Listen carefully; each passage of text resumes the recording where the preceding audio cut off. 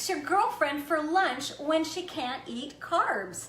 Hi there. Hey, we are going to figure that out today, plus take a quick peek at the next big health epidemic and see what that might have to do with you. I'm Tess Hoke, your host here and real food strategist, and this is Real Food Reality, where we are going to figure out how to add more real food to our real lives. Hey, I'm coming at you today from the beautiful Medha Valley in Washington State. If you're tuning in today, why don't you check in and just let me know where you're coming from. And if you're watching this today as a replay viewer, I want you to know, I promise I'll check back. I want you to feel like you're part of the party. So if you've got something to say, some things that you can add to the conversation, please do so. You're part of the party too. So like I said, my girlfriend, she can't eat carbs. She's got something called pre-diabetes, and I love her dearly, so I'm gonna whip up a lunch for her, and I wanna take you with me on the journey to show you how easy it can be. Now, this has all been inspired. I recently saw a TED Talk by a medical doctor. Her name is Sarah Hallberg, and Sarah's research is along the lines of carbohydrates and the next big health epidemic in America called type 2 diabetes. Well, what was so interesting to me about Sarah's conversation was that there's also another health epidemic going on, and a lot of us don't know about it. And that epidemic is called prediabetes, which is a condition, simply stated, our blood sugar levels are higher than normal, and left unchecked can lead us down the path to type 2 diabetes. And who in the heck wants that, right? So Sarah's research and carbohydrates is sort of connecting the dots for us. And one of the things that she's finding out is that we can avoid this whole thing by reducing the amount of carbohydrates in our diet. Really cool, easier to do than one would think, I know, because I found myself in that camp. 1 out of 3 is the statistics that Sarah shared with us. 1 out of 3 of us currently have high blood sugar levels called prediabetes. And I'll just give you a little quick insight to myself before we get on down it and we start sharing the lunch menu with you. But I've always been a healthy eater myself, always been very concerned about what I was putting on my fork. And recently got bit by a tick and went in and had a blood test and was extremely shocked to find out that I too was in that camp, 1 out of every 3 of us. So I did some quick changes. I changed my diet. I added exercise to my life. And I can now say that I'm a has-been, that my blood sugar levels are relatively back to normal. I'm going to continue on with this diet, and I want to share things with you to make sure that if this is for you, that you can do it too. So like I said, my girlfriend has this condition. She's very concerned and she wants to make some changes, and she's coming on over later today to have lunch with me, and I want to make her something yummy that doesn't have a lot of carbs in it. And if you've been a low-carb follower, if you've tried this out, if you've been weaning out some of the carbohydrates out of your world, one of the things that you might find out that you're missing is some of those comfort foods, especially for me, the stuff that went crunch, crunch, crunch, the really good stuff. And so I want to treat my girlfriend today to something that makes her feel really good, that comforts her, that is yummy and easy to make. I've got like 30 minutes before she shows up at my doorstep, so this is going to have to go fast. But it uses one of the ingredients that's really a trick to use with a low-carb diet, and that is coconut flour. How about that? I never would have thought. So quickly, I'm going to grab some things, and this is just in my home kitchen, so I don't have a studio here today. We're just going to do it casual, and so forgive me if there's parts of this that you're not able to see because of the way I've put my camera today, but bless your heart for trying. So back to coconut flour. It can be used a lot of ways like regular flour does. And regular grain flours have more carbohydrates. And so using coconut flour, a simple thing, is going to be the real secret to making a yummy meal that my girlfriend can gobble up and not have to worry about the amount of carbs in it. So I found a simple little recipe. If you were to go over to my website, I've got it there for you. You can check that out later, and I'll put that into the comments.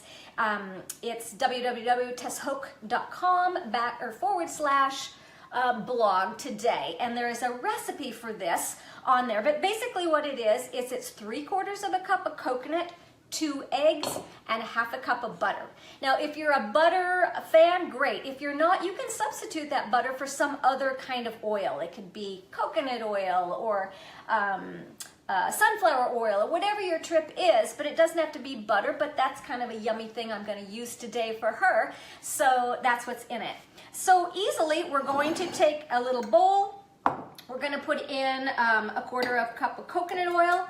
And to that, we're going to add, before we add it there, we're going to put it in another little container. This is my 1/2 cup of butter, okay? So I just melted it on the stove just before you and I started today.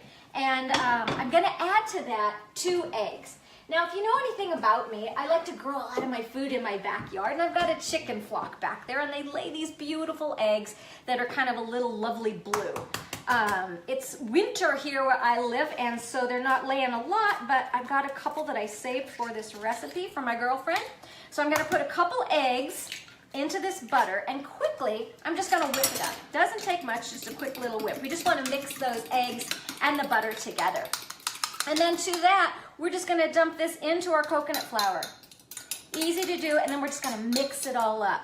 Now, I've tried this before, and I know it's easy to do in one pan. If you're pressed for time and you're finding out that eating a low-carb diet is taking some extra time and some extra work, then this is a really good way just to whip something up special. Now, I'm just going to whip this up here, mix it up. Coconut flour tends to absorb a lot of moisture. And then we're just going to put this gently into our pan. This is just a simple little pie pan. I haven't buttered it up or anything. I'm just making it simple and fast. And we're just going to press this into shape right in the pan. I don't have to roll it out. I don't have to do any of that. Just press it in, make a quick little, let me get a little flour so that I don't have to get it all over my hands and it doesn't stick everywhere. But we're just going to basically press it in shape. Easy to do. Easy to do. You can jam out to the radio while that's going on.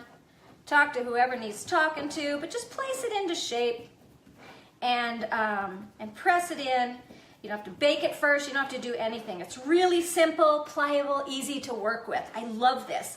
And you know, I'm kind of new in my life to coconut flour. Like I said, I too suffered from prediabetes a while back, and I say a while back because I no longer do, because I've lowered my blood sugar levels to normal levels just by changing my diet and adding exercise as a regular part to it.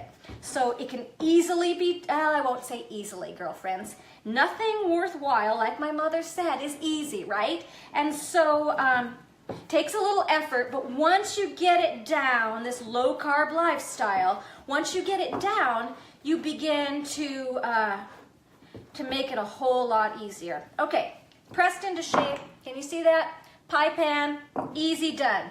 Okay, so now I know that anything that I put in here also needs to be low carb. Now that's where you and your creativity gets to come in. And that's where my creativity has come in for you today. And so one of the things that I'm going to add to this is eggs. I'm going to make her a little quiche sort of thing. And I know that her diet allows her a low-carb lifestyle to eat eggs. So we're going to put some eggs in there. I'm going to whip that into a batter really quick with you. And I've got some other yummy ingredients that we could easily put in there. So one of the things that I did before we met up today is I sauteed some little onions. And there's some that I'm just going to scatter into the bottom of the pan. Easy and yummy. It's quick. I'm watching my clock. I've got 25 minutes till she shows up. We might have to have a little pre-lunch experience before it comes out of the oven. This will take about, I don't know, 30, 35 minutes to cook in the oven. And you and I aren't going to do that today, but it'll go in as soon as we're done. And then I'm also going to scatter in, this could be anything coming out of your fridge. This is what I found today to put in. I found some yummy sun-dried tomatoes that I grew last summer, so I got those ready. I got some yummy fresh, well, it's not fresh, frozen broccoli out of last summer's garden. That's going to go in there as well. And I've got some cheese and let's see, maybe a little tad bit of salt. Oh, one more thing. Look what I came up with. I had a bunch of chickens. Are you a chicken fan? Do you guys raise chickens? Hey, Kelly, thanks for tuning in. I love your group. Thanks for making me a part of it. So one of the things I also have in my backyard is a flock of chickens. And if you have raised chickens before, one of the things that happens, as sweet as they are, is that they eventually stop laying eggs. And if you don't move them along the cycle, so to speak, I mean, you can love them until the end of their life. I don't know how long a chicken can live, a long time, I think. But one of the things that happens on a real farm is that they go into the harvest process and they become yummy dinner. They live a really good life, and so I give them the best while they're with me, but they eventually become dinner. And so this was a backyard chicken that I stewed up the other day, and I kept a little bit of the chicken breast aside. You can get yummy chicken breasts at your local market, whatever you want to do. It doesn't have to be chicken, doesn't have to be any meat. If it's vegetarian, go for it. You can do darn near anything in this incredible coconut pie crust. So I've got 5 eggs that I'm going to make this yummy little quiche out of. I'm not going to add a whole lot to it, a little bit of salt, and we're just going to whip them up real quick. I've got those yummy vegetables and some meat for her because I know that she appreciates a little extra protein, and so we're just going to make it really easy on her today. Yummy, good food. So we're just going to whip this up. We're going to pour the eggs right. Let me put this where we can see it. We're going to pour the eggs right into that shell, right over the top of all of that good stuff that I found in my refrigerator today. Easy to do. Oh yeah. Make sure it all ends up where I want it to go. I am not known for my, my non-splash in the kitchen. So there's some eggs in there. And then I had a little bit of Parmesan cheese, just for a bit of a yummy zing on the top of it. And she'll appreciate that. She loves cheese, and I know that that can be part of her low-carb experience today. So that's ready to go in the oven. It didn't take long at all. A little pre-thought is all. You're going to learn along the way that prepping is the key to your experience, your successful experience. But I'm going to stick that in the oven in just a bit. I also want to make her another little side dish, and I want to make her a good green salad. Greens, fresh greens in the winter, sometimes really hard to find if you're not sourcing them at a local market. We really appreciate them here in the dead of winter, and so I have a really great garden shop and greenhouse space that I'm blessed to participate in.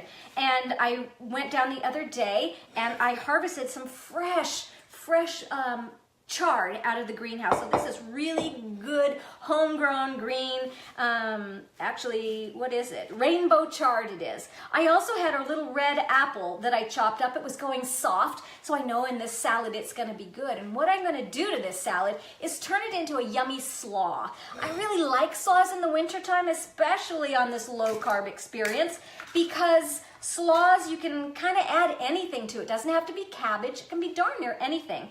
And just with some really good, yummy, zingy toppings, you can take vegetables, fruits, anything out of your refrigerator and turn them into a yummy little salad that's perfect accompaniment to a piece of quiche or whatever it is that you have come up with. Okay, so I've got some chard. I've got a soft apple that wasn't crunchy anymore, but I know in this slaw it's going to be good. And I've got a couple more things I'm going to add to it at the end, but I'm going to make a quick little vinaigrette that's going to go over this and make it yummin' and yummy. Okay, so you can do anything. What comes to mind for you? What comes to mind for me is a little bit of vinegar, and my vinegar comes out of a pickle jar. Some pickles that I made last summer. I made some dilly beans, and heck, while we're at it, why don't we toss a few of those little dilly beans in as well. They'll add some crunch, they'll add some zing to it, and they're really one of my favorites. So we're gonna quickly just chop those babies up, toss them in. But one of the things about a coleslaw is the zingy dressing that goes over it, and that sometimes is the key to making it really delicious. So I've been doing this for a long time now, making slaw, And I know that there's a lot of different recipes, and I'm not a recipe kind of girl, kind of a shoot from my hip sort of thing. So if that works for you, I'm just gonna take a little bit of this yummy pickle juice, and I'm gonna pour it over the top. How much am I putting in? Maybe 2 tablespoons is all. I'm gonna add a little bit of salt to it. Salt needs to go in that little slaw. And then I'm gonna put a tad bit of mayonnaise, not much, maybe 1 tablespoon's worth of mayonnaise. And here's a little trick, a little something that always adds a yum zing to any slaw you're making. I'm gonna add a little bit of mustard to that. Who would have thought? But mustard in a slaw is one of those ingredients and one of those flavors that you can't quite tell what it is, but you know it's good. So quickly, I'm just gonna toss that together. I see this yummy little dressing starting to come together. And it's looking good. I know that my girlfriend's gonna love this. I know that she really misses the crunch and the comfort of some of that food. And so this is really gonna help her do that. Okay, so that's mixed up, but there's a couple more ingredients that I wanna add to that for her. One of the things that I've got is an avocado, and I'm glad you guys are here because one of the things I want to ask you is how in the heck do you know what sort of state the inside of your avocado is when you go to the market to pick one out? Sometimes what happens to me is I'll fill around and I'll, find one that's nice and maybe not too squishy, but just right. And I get it home and I slice it open and it's brown inside, or it looks discolored, or it's black and it looks very unedible. And I know there must be a trick to that, and I would love it if one of you guys could share your insights with me and tell me, what am I doing wrong? What do I need to find when I'm looking for a good avocado? Well, I got lucky yesterday and I found the perfect yummy avocado that's green and delicious, and she's gonna really appreciate this today. And so I'm just gonna quarter this up, turn it into tiny little diced pieces, and I'm gonna just toss that right on the top, okay? Yummy. Avocados, one of the good fats. We're beginning to learn that this is really good for us, really good for us. And so there's avocado in there, and I'm always adding nuts and seeds to my food supply, and I know my girlfriend is gonna appreciate that. So what I've got is some little sunflower seeds I picked up at my market the other day, and I'm just gonna toss in a handful. One of the things about cooking and making yummy meals is that you can do a lot of it just from visuals, just from sight, just from intuitiveness. You don't need to follow necessarily a recipe for everything. Now, there's places where a recipe is really handy, but making slaws, who needs one? I'm just gonna toss together ingredients I found in my fridge, and I know it's gonna be delicious and yummy. It came from my heart to my girlfriend, and so that's gotta make it good, right? Okay, so there is that. A simple little slaw recipe. You can make it out of cabbage, you could make it out of spinach, you could make it out of kale. Any dark leafy greens that you find during the wintertime can be sliced and diced up into a really delicious slaw. So I know that's gonna be yummy. I just added some apple, some avocado, some sunflower seeds, and it's good to go. Look at that, my girlfriend's gonna be heading over soon, and we are on time. So that makes it really good. And look, there's a little bit of extra Parmesan. Why don't we take just a little bit and toss it on top of that slaw? It sure will be good. Okay, so like I was saying, my girlfriend's issue, maybe your issue too, and maybe you don't know if it is, prediabetes is turning into a national health crisis. What happens is, years can go by, you have this condition, you don't know it, and you sort of expire your window of opportunity. Prediabetes can be turned around quite easily with your fork by changing your diet and reducing a lot of the carbohydrates out of it. And so if you catch it in that condition, if you catch your health in the prediabetes stage, then you have an opportunity to turn things around before you end up in the type 2 diabetes camp that has literally no cure and is full of things that I can't stand, like needles and insulin injections and glucose monitoring. Who wants to live their life that way? So do me a favor and take care of yourself. And to do that, to make that easy for you today, I made you a free little download. I'm gonna attach that. I couldn't quite get to it before we started today. I didn't want to be late for our lunch date. And so after the show is over, I'm going to stick that in the description so that you can quickly just click on that link. And what I've got for you is, I call it my pre-D Take Action Checklist. And what that is a quick little download that you can then go through. It's got 5 big points to it to find out if you suffer from this condition, what you need to do to figure that out, and quick little steps that you can make in your life to turn things around. Now the good news is that it's totally reversible.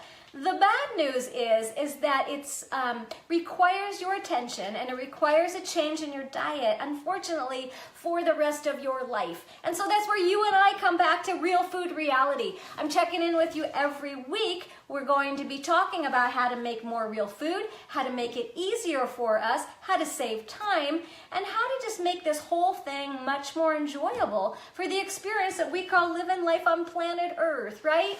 Hey, I just want to thank you guys again for tuning in. I don't want to take up too much of your time, but I'm headed out into the kitchen here to stick this in the oven, to tidy up and get ready for my girlfriend's lunch. And so I just want to say thanks for tuning in. I will be back every Tuesday to do more Real Food Reality with you. So if this is of interest to you, if you found this kind of fun, then why don't you go ahead and just hit notifications, and then you'll be hip to when the show starts every week.